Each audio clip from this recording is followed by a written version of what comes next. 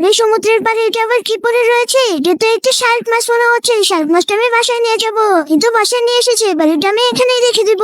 আর তা এখন অফিসে চলে যাবে। ভাই মা সাবধানে যেও। এবার তোমরা দেখবে খুদে বিল্লু বিজ্ঞানীর পালা। এবার আমি এমন একটা ওষুধ আবিষ্কার করবো যেটা দিয়ে শার্ক মাছটা অনেক বেশি বড় হয়ে যাবে। এই দেখো, এই ওষুধটা আমি শার্ক মাছের উপরে দিয়ে দিলাম। আর দেখো শার্ক মাছটা তো আস্তে আস্তে কত বড় হয়ে যাচ্ছে। এটা তো আমি ভাবতেও পারিনি। আমার আবিষ্কার বলে কথা, কাজ তো করতে হবে। এবার ওর পানি প্রয়োজন, তাই তো এখান থেকে পানির ব্যবস্থা করে দিলাম। এবার আমরা দুজন ঘরের ভিতরে সাঁতার কাটবো এবং আনন্দ করবো। মুখে একটু ফেস প্যাক দিলে তো আরো বেশি ভালো হয়। আম্মুর ফেস প্যাক গুলো নিয়ে এসেছে, এবার এটা আমি মুখে দিব। মুখে দিয়ে তো অনেক বেশি ভালো লাগছে। শার্ক মাছও অনেকগুলো মুখে দিয়েছে। আরে কি অবস্থা, আমার বাসার সবকিছু তো ভেঙে টস করে ফেলেছে।